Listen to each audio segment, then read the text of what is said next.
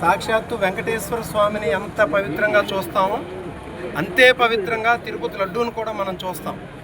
ఎవరైనా ప్రసాదం ఇచ్చినట్లయితే ఆటోమేటిక్గా మన చెప్పులు తీసేసి కళ్ళకు అద్దుకుంటే తప్పించి తిన్నంతటి పవిత్రత ఉన్నది తిరుపతి లడ్డు. ఆ లడ్డూ మీద ఎటువంటి బాధ్యత లేకుండా, ఎందుకంటే బాధ్యత లేదంటున్నానంటే ఇదేదో ఆంధ్రప్రదేశ్ రాష్ట్రానికో వైసీపీ పార్టీకో టీడీపీకో జనసేనకో బీజేపీకి సంబంధించింది కాదు. దాదాపు 100 కోట్ల మంది భారతదేశంలో ఉన్నటువంటి హిందువుల మనోభావాలకు సంబంధించినటువంటి అంశం ఇది. ఆ మనోభావాలను దెబ్బతీస్తూ సాక్షాత్తు ముఖ్యమంత్రిగా ఉన్నటువంటి చంద్రబాబు నాయుడు గారే సెప్టెంబర్ 18, 2024 తిరుపతి లడ్డూలో పంది కొవ్వు యానిమల్ ఫ్యాట్స్ కలిసే అని చెప్పేసి చెప్పడం జరిగింది.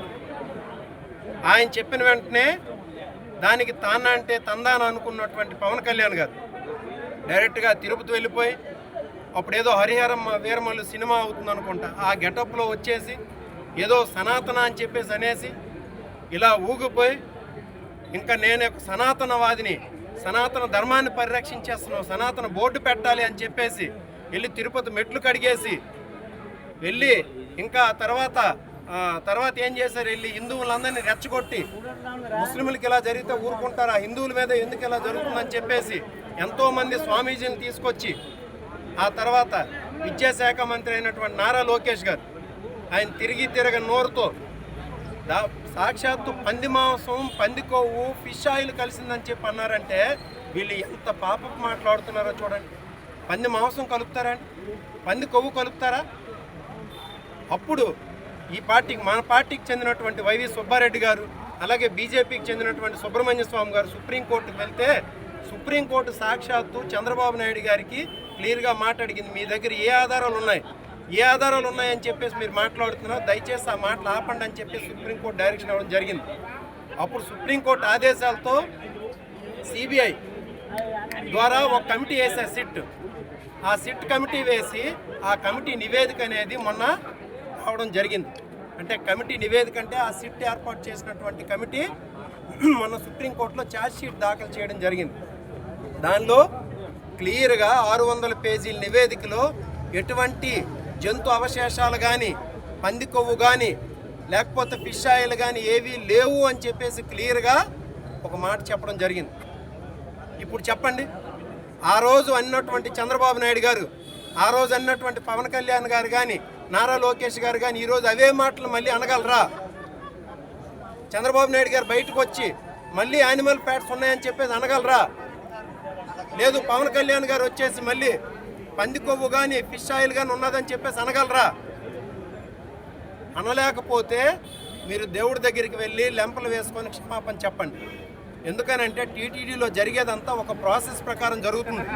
అది మీరు ప్రభుత్వంలో ఉన్నా, ఇంకొకరి ప్రభుత్వంలో ఉన్నా, జగన్మోహన్ రెడ్డి గారు ముఖ్యమంత్రిగా ఉన్నా, అది ఒక 3 స్టేజ్లను దాటి ఆ రోజు ఏం జరిగింది, జూలై 2024లో మీరు ఒక 8 ట్యాంకులు హర్ష డైరీ నుండి వస్తే 8 ట్యాంకుల్లో 4 ట్యాంకుల్లోనే ఏంటంటే ఏదో కెమికల్స్ తేడా ఉన్నాయని చెప్పేసి రిపోర్ట్ ఒకటి ఇవ్వడం జరిగింది.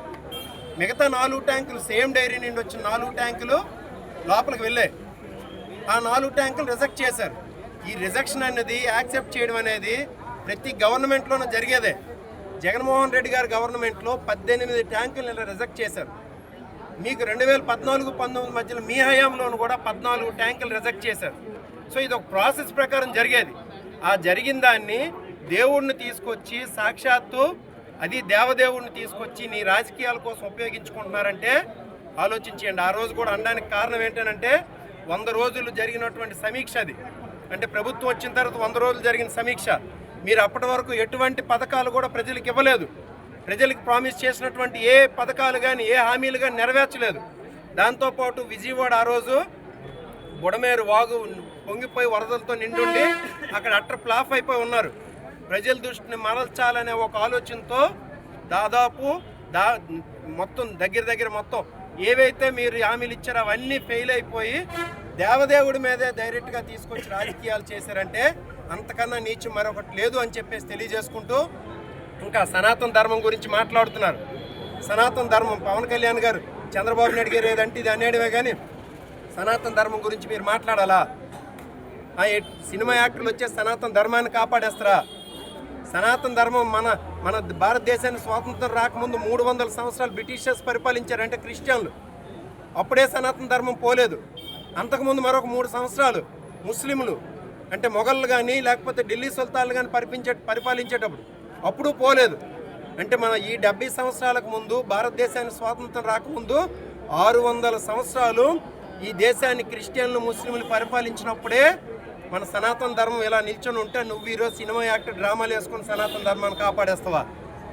ఇలాంటి లేనిపోని మాటలు మానేసి ఈరోజు ప్రజలకి వచ్చి డైరెక్ట్గా క్షమాపణ చెప్పండి. లేకపోతే ఆ దేవదేవుడు మీకు ఎంత శిక్ష ఇయ్యాలో ప్రజల ద్వారా మీకు ఆ శిక్ష వేస్తాడు. మీకు దీనిలో ఎటువంటిది కూడా లేదు. అందుకని చెప్పేసి ఈరోజు ఆమదాలవలస నియోజకవర్గంలో గల వెంకటేశ్వర స్వామి గుడి దగ్గరికి వచ్చి ఇప్పుడైనా ఈ పాపం చేసినటువంటి చంద్రబాబు నాయుడు గారికి, పవన్ కళ్యాణ్ గారికి, లోకేష్ గారికి, వాళ్ళకి తానా పాడినటువంటి పేపర్లకి, కూటమి నేతలకు అందరికీ మంచి బుద్ధి ప్రసాదించాలని చెప్పేసి ఈరోజు ఆమదాలవలసలో గల వెంకటేశ్వర స్వామి దేవాలయాన్ని మా క్యాడర్ అందరూ కలిపి ఒక మెసేజ్తో ఎంతమంది క్యాడర్ వచ్చి ఈరోజు ఈ కార్యక్రమాన్ని సక్సెస్ చేసి అందరూ కూడా దేవుణ్ణి కోరుకోవడం జరిగింది, దేవుణ్ణి ప్రార్థించడం జరిగింది. ఇప్పటికైనా బుద్ధి తెచ్చుకోకపోతే సరైన టైంలో దేవుడు మన ప్రజల ద్వారే వాళ్ళకు బుద్ధి చెప్తారని కూడా తెలియజేసుకుంటూ సెలవు. Thank you.